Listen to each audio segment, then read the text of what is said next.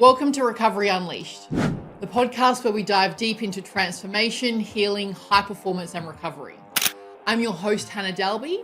I'm the founder of Recovery Jungle, Recovery Unleashed. I'm an integral alchemist, food coach, a recovery expert, and also a retired professional Muay Thai fighter and current jiu-jitsu lover.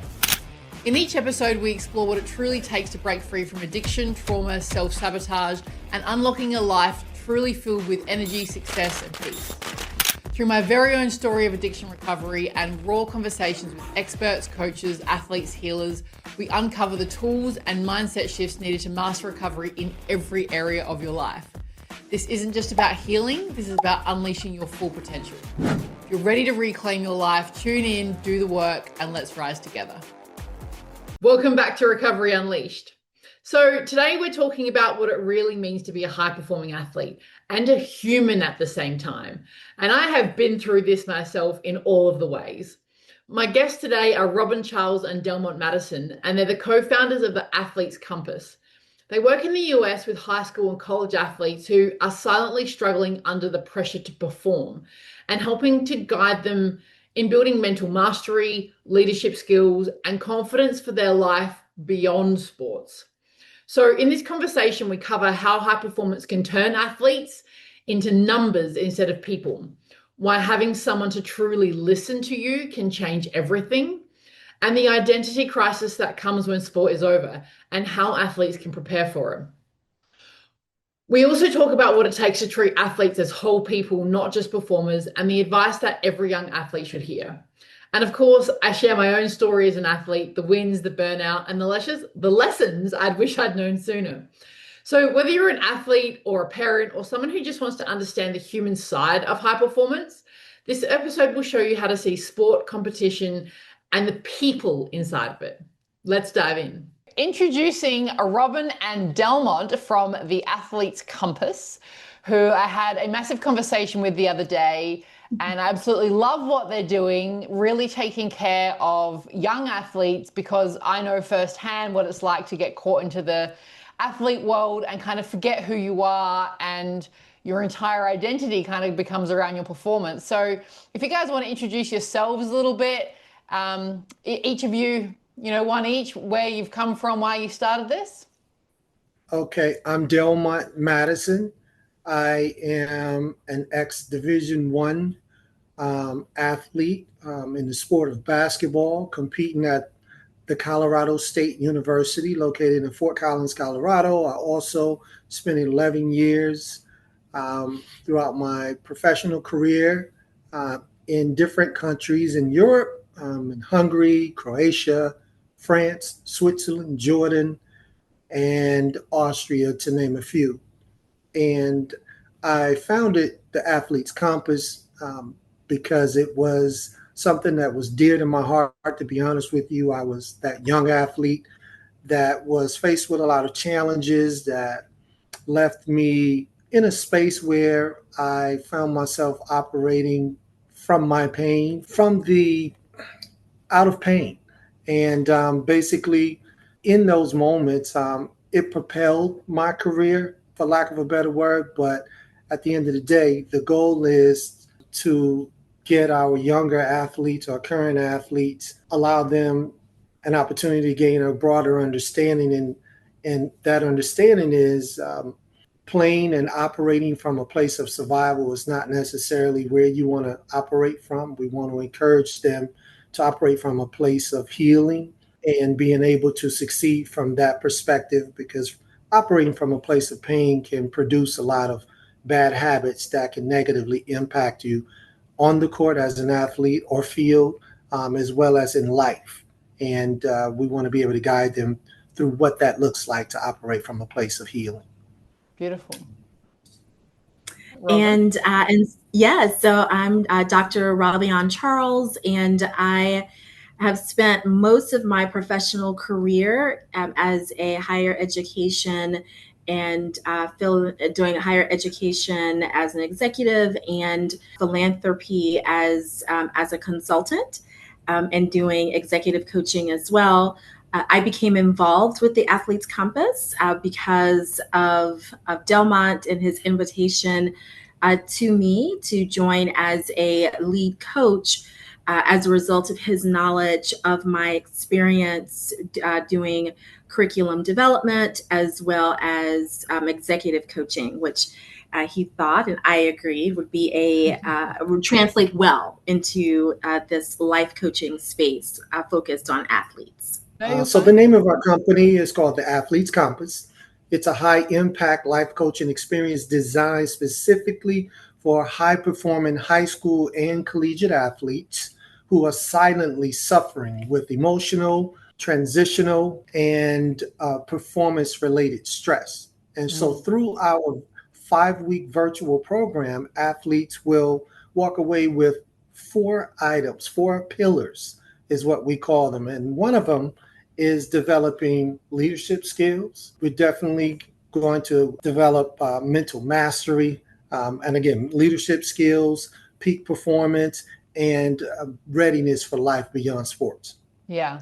I really love that, like that whole idea of bringing together executive coaching and athletes, because high performance is high performance, whether you're being an athlete or being an entrepreneur or a CEO or whatever it is. High performance is high performance. And my business partner, we actually talk about all the time, once you can win at one thing, you can win at other things, so it's like, get an ex-athlete and, show them what a business is and they'll run an amazing company. And then taking this back of like, well, 1000% athletes operate from pain and CEOs operate from pain and entrepreneurs operate from pain. And you can get these incredible results, but then at the expense of your health and your relationships and all the other things in your life. So how can we give people a chance to become whole humans and not only be successful as an athlete, as an entrepreneur, but also with their health and their relationships and their purpose in their life? A whole human is a much better thing at the end of the day, even if there are gold medals and big belts. Correct. That's right. That's exactly right. So tell me about the pressures, like the pressure that young athletes face in high school and college. As a young athlete, I think a lot of the pressures that we're faced with is being able to balance things, whether it be whatever challenges you may have in the classroom, academically, and there's an expectation for you to maintain a strong level academically so that you are able to participate in sports. And of course, you want to perform on a high level, then they're required. What's required in order to maintain a high level of performance is the support that you need on the court. And a lot of times young athletes aren't able to achieve that because it comes with a cost. And if you know, nowadays, trying to get a high level trainer is quite expensive, and not the average high school athlete can afford to get someone to teach them a high level skill that maybe pros or collegiate athletes are utilizing so that they can have one up on their competitors on the high school level. So it can be expensive academically. And then, of course, if there are any challenges within your relationships, be that at home, be that in your personal life, those are things that, kids at that age are trying to feel their way around as well while they balance academics and sports. So all of those areas can be a bit stressful when trying to live up to the expectations in each of those areas and not really understanding some of the challenges that you may be dealing with, a level of trauma that you may be faced with. Me, myself, for example, I didn't know that I was dealing with trauma. I didn't even call it trauma. I just knew that I was having an extremely difficult time, and I kind of related it to depression. But I also knew that the game of basketball was therapeutic for me. So whenever I went to practice and whenever there was a game, I knew that those were moments where I can put all that negative energy out on the court. And like I said earlier, it produced a positive outcome, but it was coming from a negative place. And so that positive outcome, because of the high energy that I played with and the passion that I played with, it produced an opportunity for me to be seen by college scouts. And so physically, it was appealing to those who were looking for someone who had a high motor, for lack of a better word, and someone who played with passion, but they didn't necessarily know where that energy, that negative energy that I was playing with came from. They didn't understand the root of that. So 2 questions in that then. What was the cost for you and was it worth it? Again, without necessarily knowing the root of it all and what it was, for example, with it being trauma, I knew that I had some challenges at home. There was a dysfunctional living environment. I lived with several, whether it be my coach, I lived with one of my teachers. I also lived with one of my teammates until I finally, my coach gave me the assistance I needed to create a stable living environment with my best friend, where it was just he and I alone at the age of 15. So Wow. those were things, yeah, I definitely couldn't it wasn't one of those things where I was kind of in the moment and I couldn't really put a finger on exactly what it was I was experiencing. And so do you think that, in hearing that, and I know this is true for a lot of athletes that I know, is they're kind of scared to deal with their trauma because what if they lose their drive? What if they lose their magic? Do you think that had you have dealt with it, you would have been able to perform in the same way?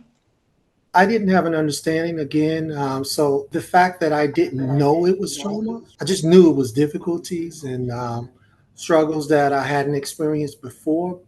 And so I didn't understand what level of attention that was required for me to do anything different, because I felt like I was getting the pats on the back and I was getting the support that I needed and I was producing statistically. So I felt like I was in a good space, you know. And if you look back at But yourself now, knowing what you know now, if you were to see that little version of you and he was able to handle, have a grown up version of you to help him deal with all of this stuff, do you think the performance would have gotten better or worse?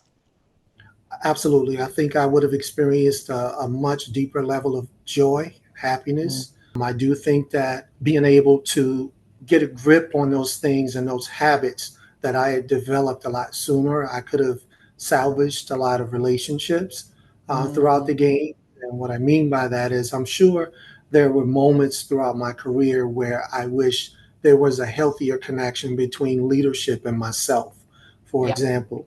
Yeah. And with me not understanding the approach to, I guess, heal, I was just literally in survival mode. I was in survival mode. It became a comfortable place for me, but I'm certain I would have appreciated not being in a survival Mm. mode, because what it caused me to do was be a bit distant, because I didn't want to talk about what I was emotionally experiencing. It comes across as weakness quite often Mhm. in sports, and I was also embarrassed to a degree. So I didn't want everyone that saw me as the superstar, so to speak, to start viewing me as someone who was, I guess, maybe troubled, just not as put together, not as perfect as everyone saw me as an athlete. Do you think that's true? Do you think that people were looking for perfection, or do you think that you needed to see yourself as perfection? I think with the fact that I didn't disclose, Mm. besides the ones who were close to me, my teammates, they knew exactly what the circumstances were. But outside of that, I was more comfortable with people thinking that I was put together, that I had it figured out. And that's Yeah. why I'm able to perform at a high level.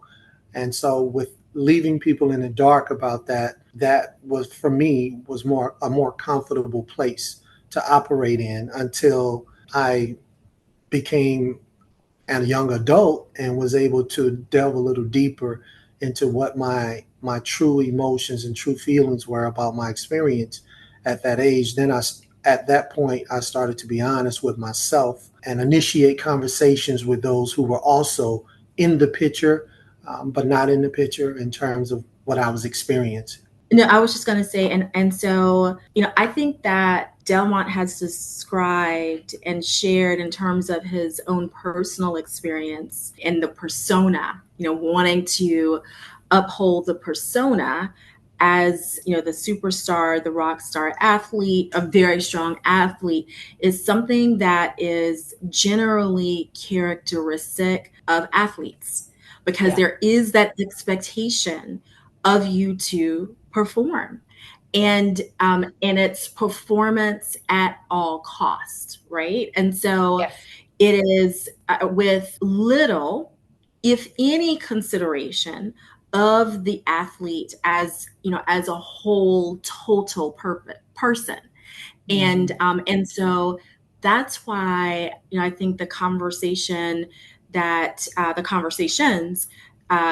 we are having and that you are catalyzing through your podcast are so very important, because when thinking about specifically athletes, they're total people, they're whole people, and have very few opportunity to focus on, to express, let alone focus on the other aspects of their personhood.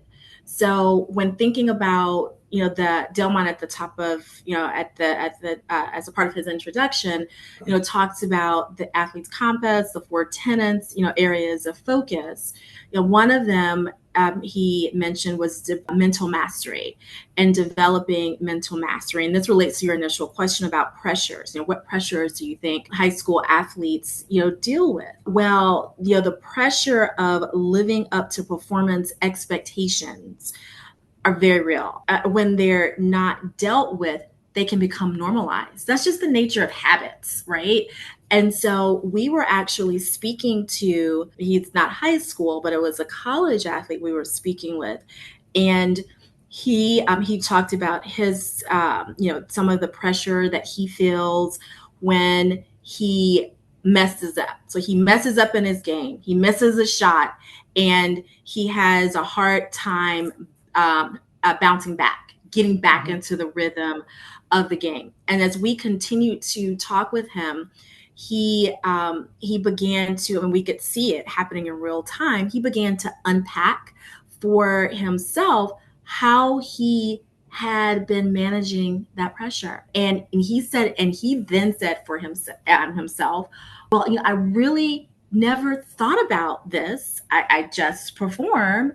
And now that you're bringing this, asking me questions to have me think about it, I do think that I will perform better if I learn different ways or mechanisms to not take so long to get back into the game, as an example. Yeah.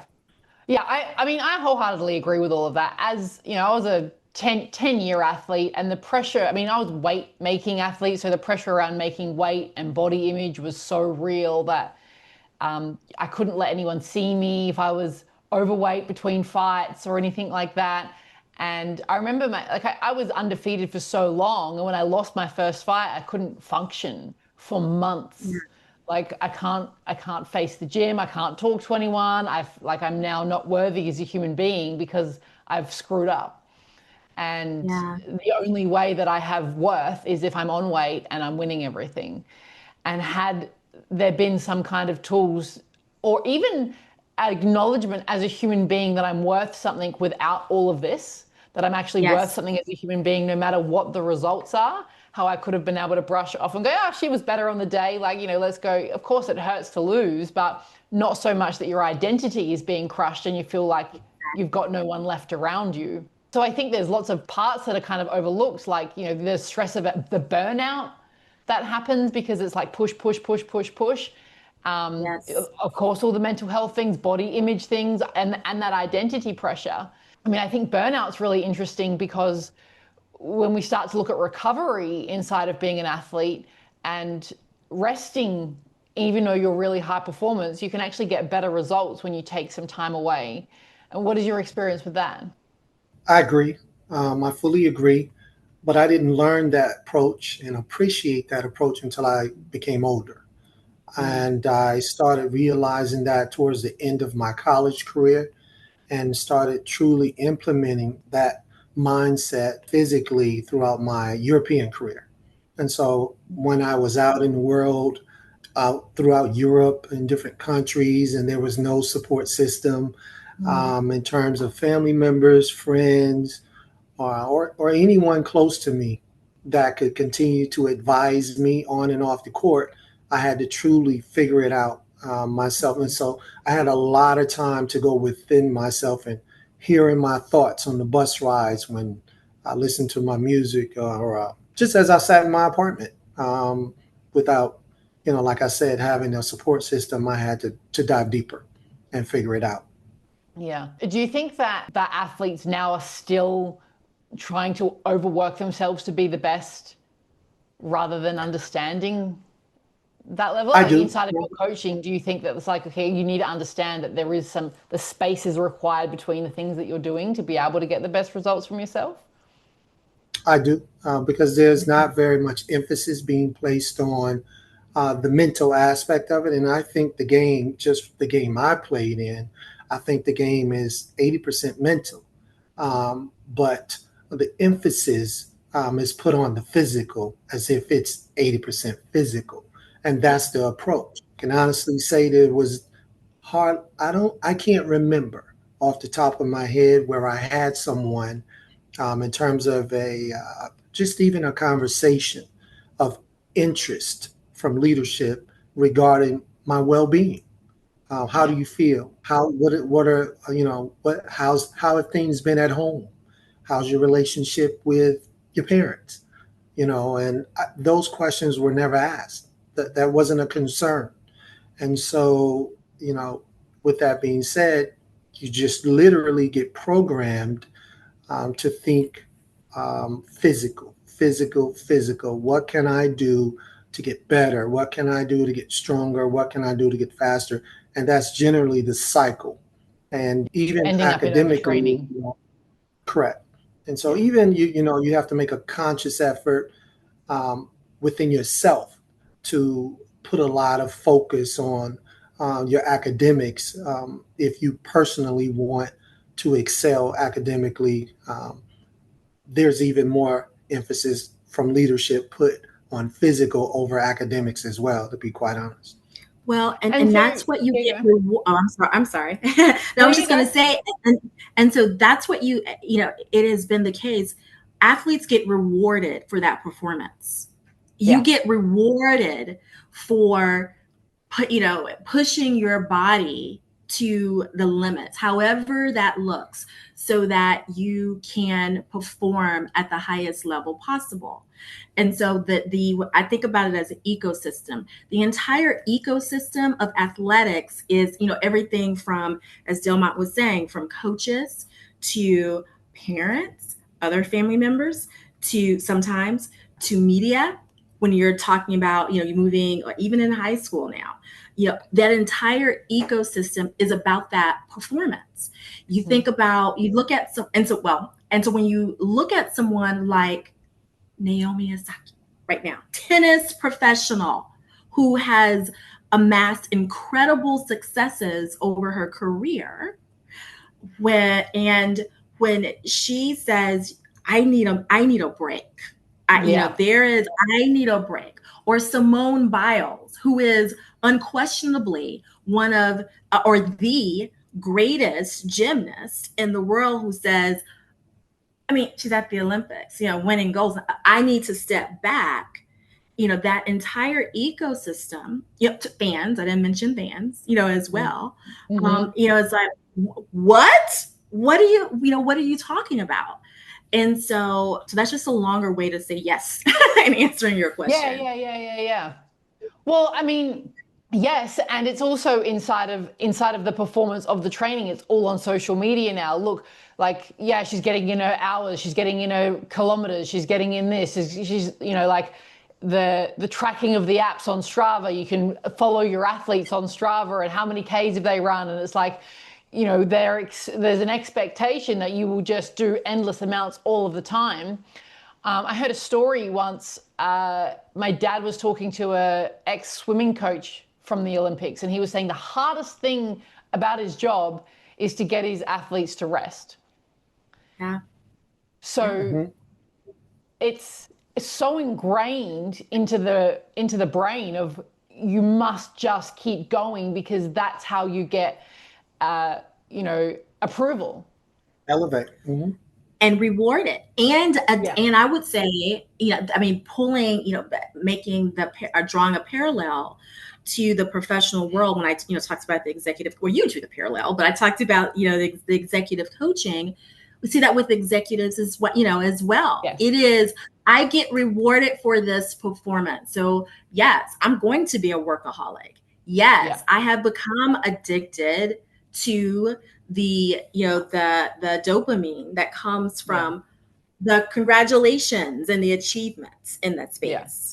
Well, that's a really interesting point, right? Because my belief system around addiction, and that addiction is not just drugs and alcohol. You can be addicted to being an athlete. You can be addicted to working and running and training and whatever it is. And it's just the avoidance of something that you don't want to feel inside you. So Delmont, you've got all this trauma that's going on and this life is chaotic, and the best way you can possibly avoid it is to be on the basketball court and to train and to train and to train, because now you're like feeling blissful. You don't have to look at any of that. And Correct. CEOs do it and business owners do it, and all these high performers, it's kind of an addictive state, because I only feel good when I'm doing this. And if I stop doing it, all of the stuff that I'm not looking at comes to the surface, and that's far too uncomfortable. So I'm just going to keep doing this thing. Correct. Yes. Correct. Absolutely. Yeah. That is correct. And so how many athletes do you know, or that, like, I'm not sure if you know this answer, but that finish being an athlete and then become a substance abuser? I can't say that I know a lot that have become substance abusers, but I do know a lot that may find other ways to kind of fill the void and to suppress a lot of the stresses and the sadness and disappointment they continue to carry from college days. For example, I know several of them, or pro days. So it may not necessarily be from an alcoholic or a drug standpoint, but there are other ways. It could, whether it be partying, whether it be just, approaching life in a way that every day is just a fun day and never truly taking anything serious. Mm-hmm. And as long as they continue to have fun and be in the moment of the fun, they don't have to think about the pressures and the stresses and maybe the depression that they're actually dealing with internally. Often with an identity crisis, right? Yeah. Correct. That's what it is. Yeah. That's exactly what it is. Correct. Yeah. I mean, yes. And there's, how did you go with identity crisis? I don't think that I've always known. I think what I learned as I transitioned internationally was to listen more to my thoughts. And I've always been an introvert, and I've always been introspective in terms of my life and the journey itself and how I've been impacted by specific experiences throughout my journey. And I found myself in a space where I started making conscious efforts to learn more about myself so that I can provide myself with the necessary tools and information to be a better version of myself. And one of the highlights of that journey and looking deeper inside led me to having a conversation with the individuals, or one of the primary individuals that was involved in my trauma as a kid. And once I was able to negotiate a time and place to meet and have a deeper level conversation and ask specific questions that gave me a better understanding of who they were and what their journey was about, that provided me with the value that I needed to move forward in my journey of healing. And what it also taught me was that my conversation with that individual shed light on things that were extremely important in understanding that that conversation was probably more about them than it was about me and my healing. So it gave them an opportunity to start their journey as well and learn a lot more about themselves.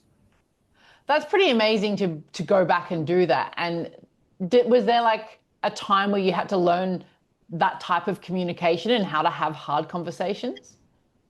I didn't. I think that it was just embedded in me. I was always a very expressive person. That was always important to me when engaging with someone, to speak from my heart and to not shy away from sharing my truest feelings and emotions. I just had a difficult time because of the trauma on finding balance over the years, and the negative part of that trauma would kind of control things whenever I was quote unquote triggered. And so for a very long time, I didn't even understand I was being triggered by specific individuals that reminded me of the other person involved in my Was it process as it relates abandonment to trauma. triggers? No, it was more what I felt and what I learned over the years from a verbally abusive standpoint, and a kind of yeah, from that That would have been standpoint, hard being an that was, athlete, having coaches yell at you. yeah, yeah. So Yeah. that didn't necessarily sit well with me. And it was Yeah. one of my biggest lessons when becoming a coach, even between the lines, coaching between the lines. It taught me how to engage and do a better job at understanding the makeup of my different athletes, understanding their journey a bit so that I can find the appropriate way to communicate with them to get the best out of them. So do you think that, I mean, we're living in a world now that these young kids, they're on their phones and they only communicate by text or in comments on Instagram, and it's, barely even communication. So how much of what you do is teaching communication and teaching how to have hard conversations and be vulnerable? A lot of it, because I would think the young athletes that I've worked with over the years have, again, I've noticed a deficiency on a regular basis in terms of being able to truly express their emotions. Yeah. And especially if they're negative emotions, they seem to struggle with that quite often. And so our goal with the Athletes Compass is to get them to elevate their minds and understand their power in their agency, being able to speak up in a way that is healthy, but expressive and true to what you feel and what you think, and what reality you'd like to see in your life. And so we encourage Does them the to do this. culture allow for this? Like, is the culture right now inside of the high schools and the college sports teams, does it allow for this type of communication, or is it something that the athletes need to kind of develop in their own lives, and training is training? I just think as a leader, it's my job, it's my duty to encourage them in that way. And one of the biggest lessons I've learned as a leader and as a coach within the lines is that kids, they don't care what you know until they know you care. So my first and foremost, it is extremely important for me to develop a healthy connection, so that those kids will understand that I'm coming from a good place and that I truly care. And then that's when I'm able to engage on a deeper level and encouraging them to do the same so that we can create the type of atmosphere that they can see themselves being successful in. I was going to say, I think that it is emerging as a culture. When you ask the question, does the high school culture or does the higher education culture allow for what Delmont is describing, that type of communication for specifically for athletes? I think that the culture at both of those levels is emerging, or said another way, in a state of infancy. So with the conversations that that we've had with leadership or leaders, athletic leaders at both of those levels, there is, I think it's fair to say, an absolute recognition of how important it is to foster leadership, more specifically introspection, reflection, expressive communication, authentic communication amongst their athletes. I mean, I think hands down, recognition of the importance with that. I think where the reason that it is emerging is because there's still, the leadership has goals that don't necessarily, or may have goals that don't necessarily mirror or include what they recognize as being important. And so I think right now we're at a stage where there is some performative There have been some performative dents in the culture because of what we see across the board when thinking about mental wellness and just more awareness of that. But overall, it's a culture that's emerging, I would say. Yeah. Do the leaders have the skills? Do they need to be trained too? I think that is definitely one of our focuses, Yeah, and cool. our focal points is to make sure that we are available for leadership as well, that would like to lead in a healthier way. So that's definitely one of our focal points.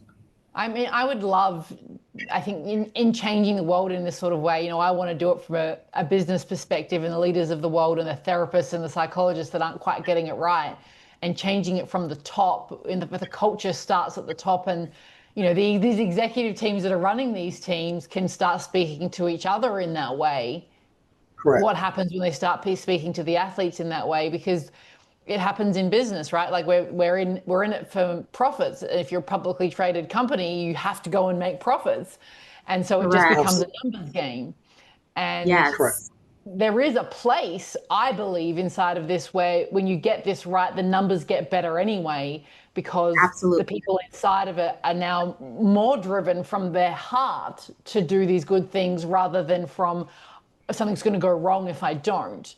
And the same in a sports team or an athlete, if they're being cultivated and nurtured and being treated as real people and they're allowed to play from their heart and allow their true selves to be on the court and their magic to unravel and who they truly are to be playing this thing and their actual identity to come out, what kind of level do they get to then? And then it Yes, becomes better results, and it's actually better for everyone. There's just probably a transition period that people are scared of because this is the old way they've always done it.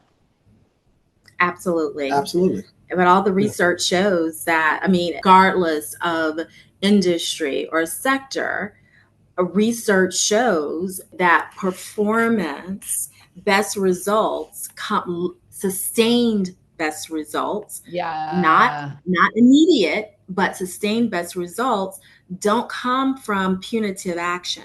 Yes. It's quite the opposite. So agree. Absolutely. And so how do parents need to shift their approach as well then? I think it's extremely important. And we were talking with one of our potential, what we call JV partners. And a part of the approach is to make sure that we have a scenario that includes the parents, because the parents, I have two daughters, and I know if my two daughters are part of a sports organization, they stress to me the importance of pouring into my children in a way that helps them develop as a more rounded or whole individual. For me, that's more attractive as a parent. And so I would think that we will begin to see a shift where parents are choosing organizations and institutions that pour into their child and show a deeper level of care and commitment to their children as they are considered the product of these institutions and organizations. And so I think that is a more meaningful approach, and I think parents will jump on board. And then you have companies like ourselves at the Athletes Compass who are committed to involving the parents so that they can become equipped as well to use some of the tools when the children or the athletes are at home. Exactly. Education. We've had a fair amount of conversation about parents being made aware that this is an option for their children, young adult athletes. Again, this is when you think about the ecosystem, this is not something that thinking about the whole child, the whole athlete or the whole student athlete is not something that is visible. It's becoming more visible, but as a result of the limited visibility it has, the knowledge amongst parents is limited, and so we think it's very important to build the awareness that yes, you as a parent can seek to have your child who's your student athlete be involved with entities that focus on their wholeness. So education. Okay, so talk to me about parents then and winning, right? And the pressure that parents can give around winning. Experienced it firsthand myself and got my dad kicked out of the basketball stadium I used to play in because of that. Yeah, talk to me about that because yeah. So I'm curious to know what, before answering that question, to know, did your dad, did you see any type of transition with him from that parent, to a different type of parent athlete? He's got the identity of a winner. There is first or nothing, and is so passionate about it. So, I mean, I played basketball from a very young age. I coached young boys when I was maybe 15 or 16 or something like that. But I remember being on the court and he would be running up and down, screaming at people, screaming at the umpires and like, what are you doing? And it was like this and I was like, you have to, like, I got him kicked out. Like, he's banned, he's not allowed to come in. But it was also developed around, like, I used to get a chocolate bar if I got a goal, and then I was getting too many goals. So then I would, only get one if I got this many goals. I had to work even harder and get even more things to get my chocolate bar. So it was all around this winning, winning, winning, winning, winning. So I felt like I wasn't worthy if I didn't win. And our relationship, had always been about, well, how much money did you make? How much are you winning? Where's the proof? Where's the results? All of these things. And it wasn't until I was about 30 years old. I mean, I'd been an athlete. I was fighting all through my 20s, and I won everything. Like, there was no, I've lost and, I'm upset with you. I just won everything until my very last year of doing it. But when I turned 30, we had a big disagreement, and I was seeing a psychotherapist at the time. And I said, you go and see her yourself. And it was him going away on his own and doing the deep work himself around why he gets triggered by these things, why he doesn't feel himself that it's okay to lose. So it wasn't actually about me. He was projecting all of his own shit onto me that he expected of himself. So it actually wasn't about us having these deep conversations. We were incapable of doing it because we were just hitting each other so deeply and triggering each other so much. So by me going away and doing my own work and him going away to do his own work, we're now at a place where we can speak so deeply and vulnerably. I mean, I do alchemy sessions on him now and get to understand where the trauma came from him as a baby. And so we have this deep compassion for each other. I don't, like, from my perspective, I'm like, parents, if you're in that state and you can't do it, is go and work on your own shit.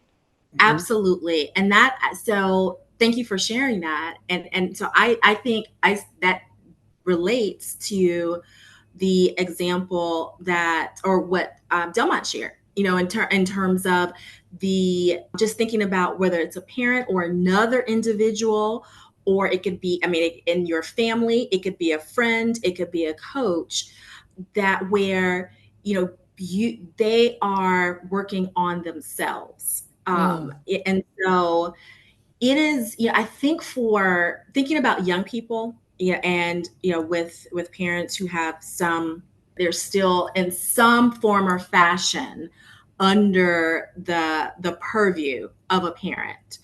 I think for young people to be in a space where they are able to do their, focus on themselves with the introspection and reflection, and have as a part of that. And this is really tough. I'm going to say this isn't about being fair. It is, this isn't about being fair at all. It's more of it is knowing that parent is human as well. And they have their own stuff that you're likely not even privy to, know anything about. But this is what I'm saying. I know it can be very challenging when you're talking about a young person who is still, again, some form or fashion under the purview of this parent. But through the own introspection, reflection, realizing, that person, they are my parent or they are my guardian. But there is no perfection there at all. There is definitely some stuff that they have.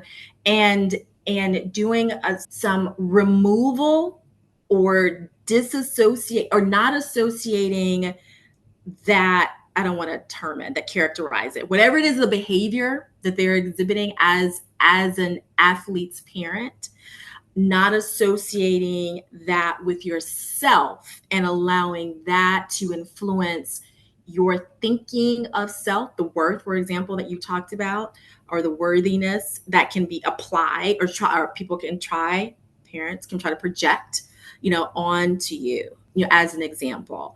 And so bringing it back to, the question of, what about parents? I think it relates to what was said earlier in terms of the importance of doing education and awareness building for parents.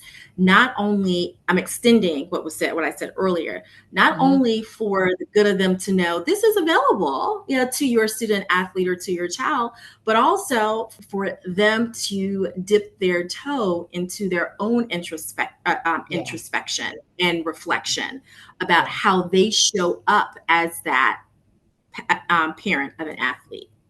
Yeah. It's true for all relationships, right? Like if you've got any relationship, a business relationship, a romantic relationship, a parent-child relationship, a coach-athlete relationship, if you guys have got your own shit, it's going to hit each other. And so it takes both parties to do the work. Maybe the athlete goes and does it all themselves and they work out all of their own stuff and realize that this coach, this parent isn't actually helpful in what they're trying to do until they go and work out their own shit. And they can be like, all right, well, that's you over there. You're not adding to my life in any way, but I'm okay with that. And being able to find their needs, like to get their needs met in other ways. Because at the end of the day, it's still, I want connection. I want to be loved. I want to be wanted, desired, all of these things. Those needs still need to be met. And if the parent is the only way to have that met, or the coach is the only way to have that met, then they're going to do toxic things to have those needs met by them. And in doing all of this inner work and being able to go, okay, well, maybe I can get my needs met by Delmont or my the guy I'm playing my sport with, because he's doing the work too. And the coaches start to learn that the needs can be met, and then these people can become a little bit more separated until they work on their own shit. Exactly. Mm-hmm. Yes. Absolutely. Yeah. Absolutely.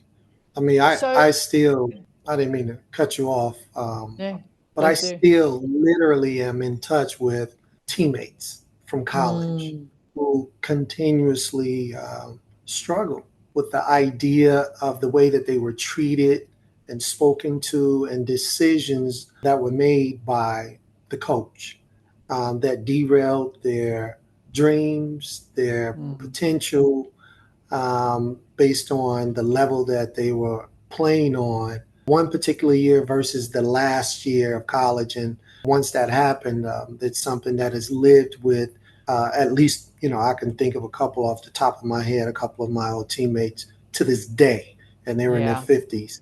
And that took place in college, and they still feel the same way towards that coach. Wow. Yeah. Yes. Yeah. Okay. So in talking about life after being an athlete and why this work needs to be done now, like what happens to athletes once they're done? Once we're done, generally, I'll give you my experience, for example, me coming out of Colorado State, honestly say I never had a sit down with my coach to discuss potential career paths or resources that I can use that were available to me, or to figure out what role he was interested in playing in helping me move forward in a way that could see me successful outside the lines as well. That never happened. And so a lot of what transpired on my end was initiated within me, and based on me being proactive and creating specific visual or what I call a highlight tape.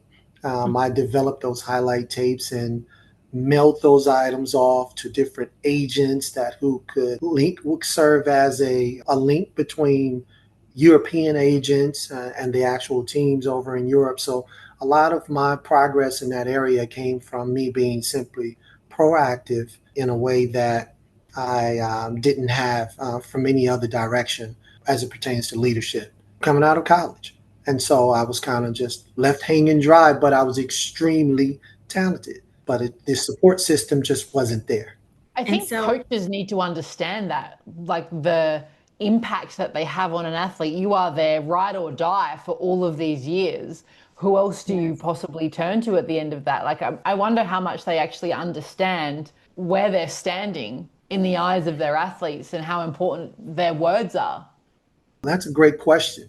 It's a great question, but based on the interactions, I've had some great interactions with several of my coaches, but I think overall, you just don't have those passionate conversations about, what can I do to really impact your reality right now as you walk away from the game or excel to the next level somewhere other than the U.S., for example. It didn't happen. And so, there was a lot of disappointment there, a lot of resentment because it's a job as a collegiate athlete. And you want it to become your job on the professional level, whether it be abroad or whether it be here in the States.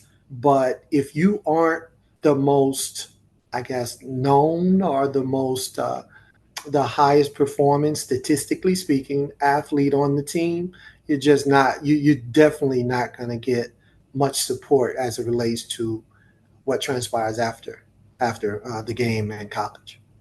It's just not going to. And even if you are, that's not built into the ecosystem for coaches. Correct.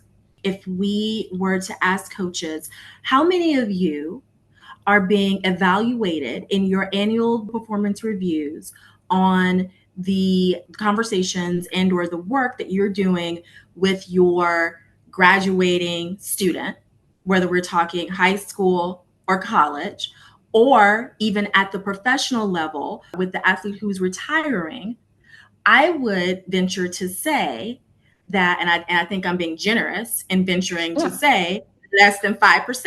I think are actually being evaluated on that. And just knowing, human nature, even with, amongst the, those who want, we've heard it, who want to do things. It's like, how can I do that? Because I that's not what I'm being measured on.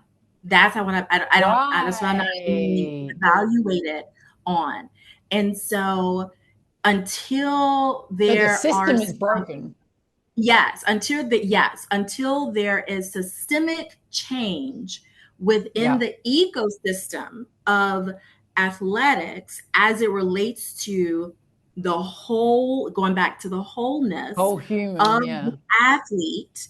And that includes like while they're playing and up to from, their playing time to when they're transitioning out of the sport, whether we're talking high school, college, or professional, then it's coming from, those, disruptors, disruptors to the system to affect that change and change the culture. Correct. And quite frankly, it's about wins and losses. And the average coach doesn't get their contract extended by the hours or the time that they put in and trying to feel out the mental or emotional health of the average player. So actually the coaches are in the same position as the athletes. They've just got a different job. Correct. Yes, absolutely. And so then it's like, okay, so if you subscribe to that, believe that, accept that as true, then it's like, okay, so how do we begin to chip away, at that, at the way that it exists? And so when thinking about, from the athlete's perspective, you're transitioning out of the sport, it can feel, all of that stuff, the loss of identity, community. You can feel like a whole community has evaporated overnight. Yes, that belonging.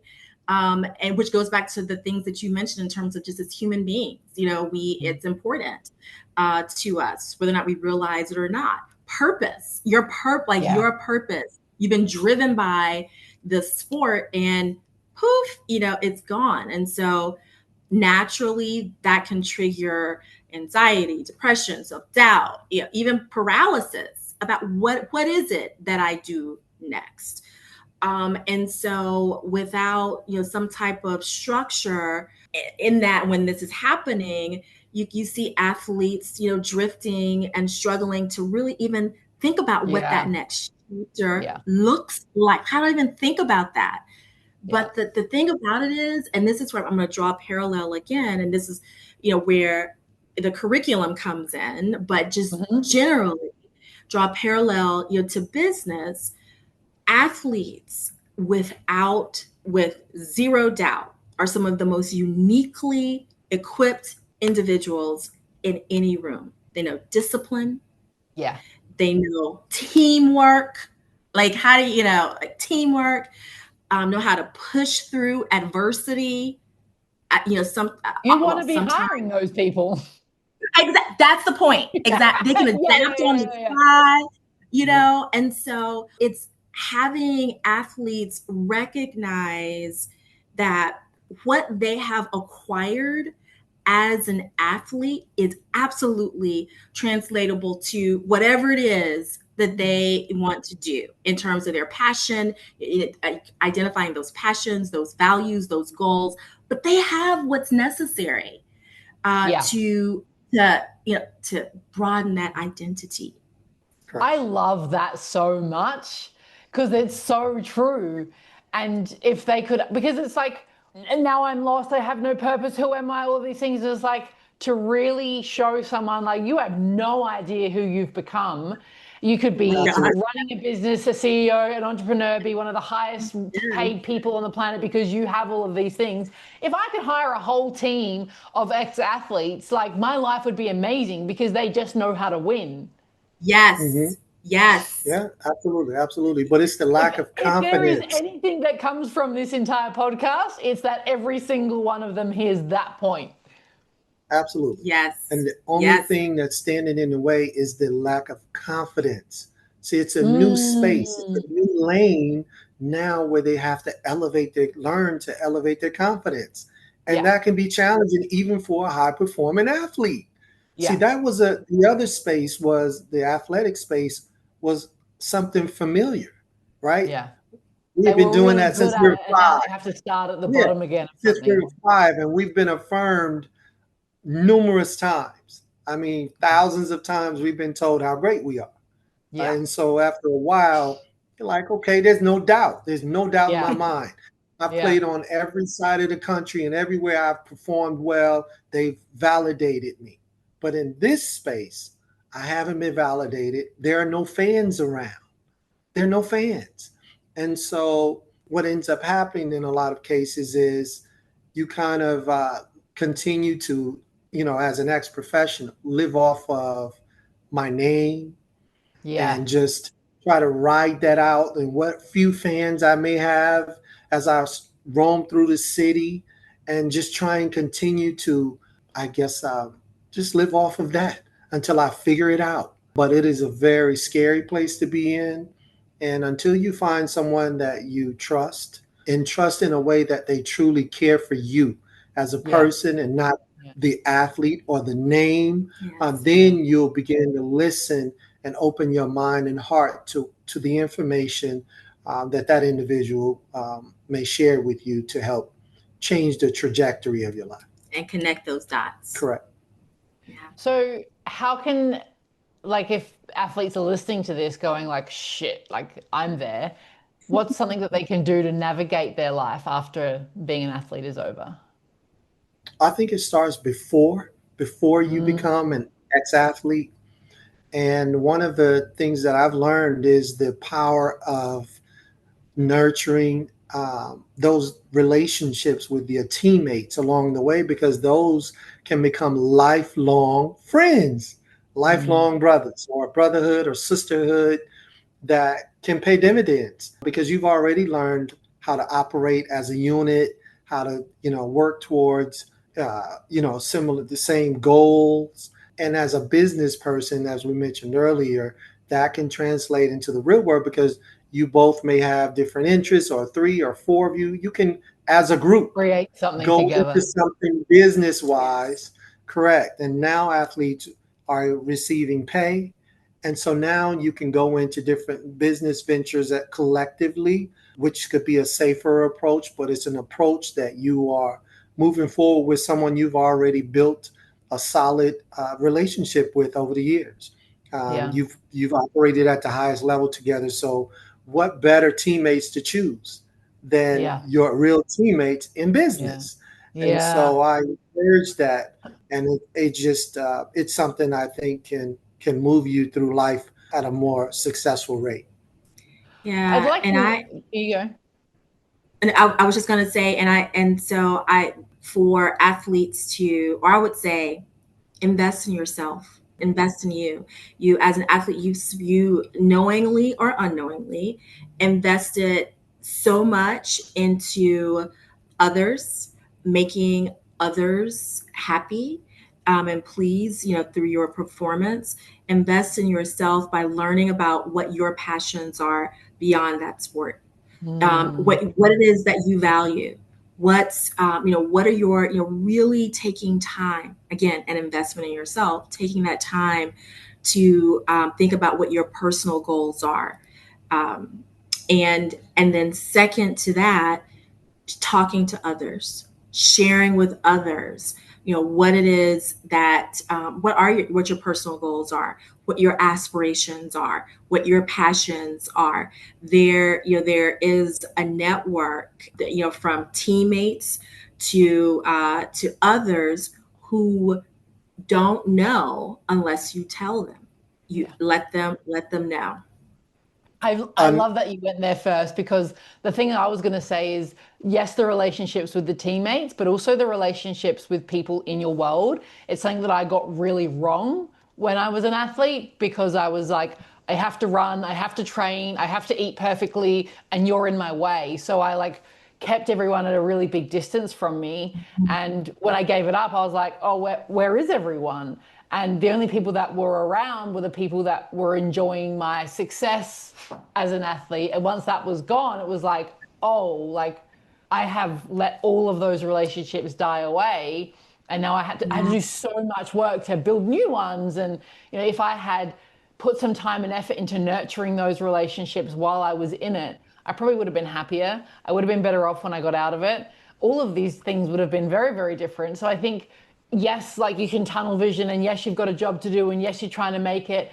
And also what it will give you if you have relationships outside of that, and to give you a little bit of, I'm still a human outside of this. I still have purpose and belonging and connection outside of this thing. So it becomes a little bit easier in the losses, in when it doesn't go right, and all of those things, because you're someone outside of it. Absolutely. I Yes. think it's extremely important also to tap into the alum of whatever institution you're at, or whatever school you're at in high school. Social media is a powerful tool, and they even have groups. Whether it be Facebook groups of the alum from that high school or the alum from that university.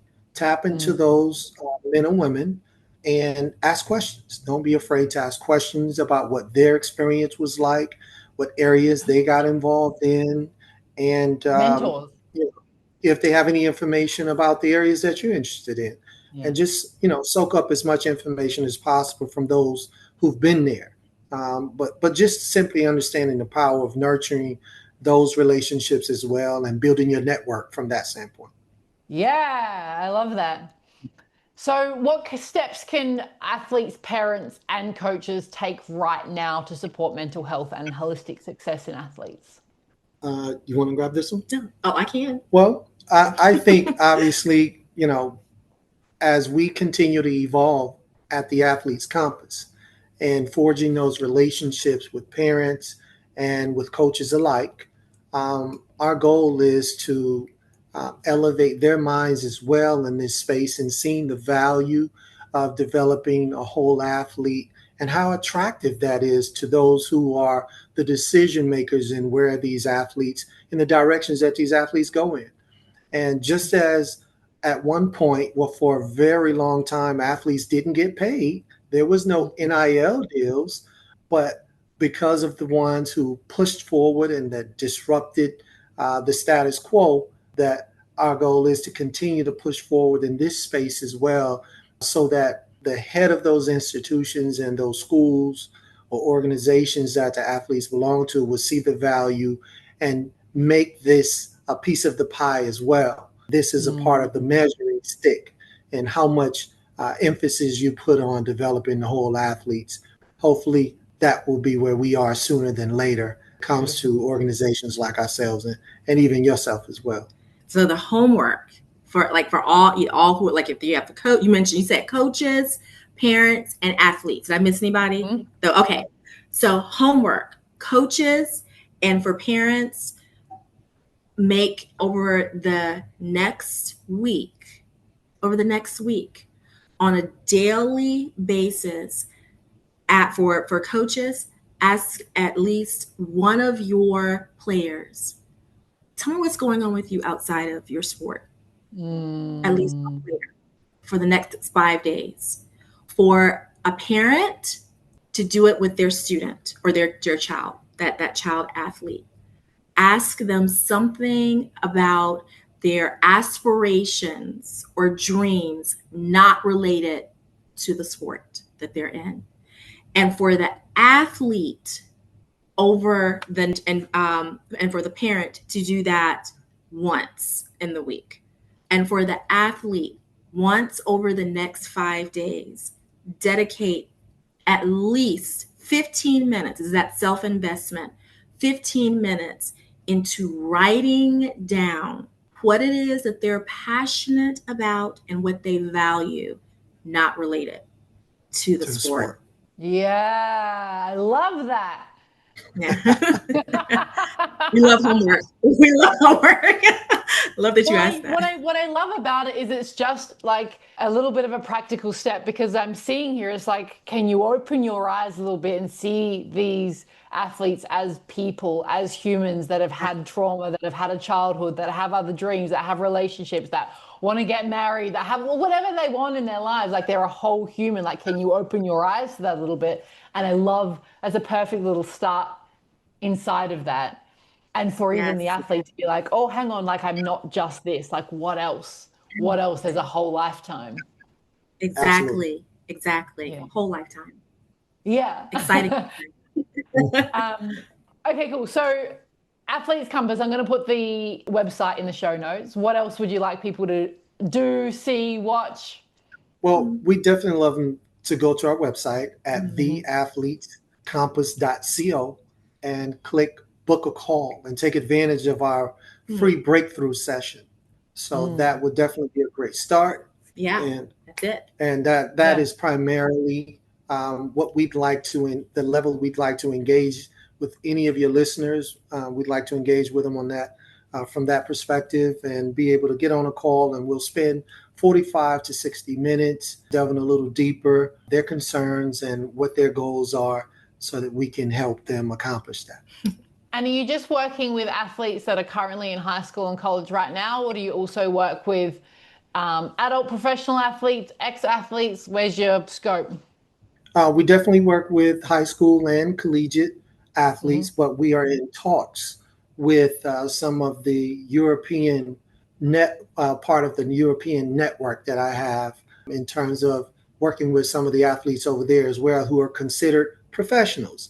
But in Europe, I don't know if you're aware of it, a lot of the professionals over there are high school age. Right. And they are early college age, but they're considered professionals. They become professionals around the age of 15, 16. So it's a little different structure over there. Yeah. Okay, cool. All right. And what about parents and coaches? Are you doing work with those guys as well? We are in talks as well with one of the what we call, again, JV partners, so that we can access and make our program accessible to the parents within that organization and the coaches alike. So we haven't gotten all the way there in that area, but we're working in that direction. Beautiful. And I will say as well, if there's anyone that's like dealing with actual deep trauma and there's stuff that needs to be really, really unpacked from that perspective, you can definitely jump onto my website. That's the aim of the game over here, is especially for parents or coaches that it's like, well, I keep projecting all of my shit out onto everyone. I'm A game at that sort of stuff. I can handle that. We could have stepped to that. Break you open, pull you apart, bring you back to your heart, I guess. All right, cool, guys. Well, yeah, I mean, I encourage all of the athletes, the parents, the coaches, like before there's burnout, before there's crisis, before someone doesn't know who they are anymore, to be reaching out for support. I wish I had it way earlier. I'm sure, Delmont, you wish you had too. Absolutely. Absolutely. That would have definitely made my ride a lot smoother, And I would like to think I would have gone a bit longer because I would have had a healthier mind as well as a healthier body to go.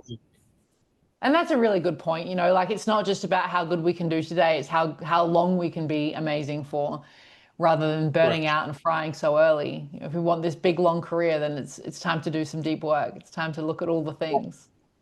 Absolutely. Yeah. Yes. Well, I'm very happy that you guys exist, and I love the passion in let's change the system and let's change the culture and let's change the whole world in it, because I think that it needs to happen in all of the industries, in business, and sports, everywhere. Can we actually start looking at each other as whole humans, not just what we can get?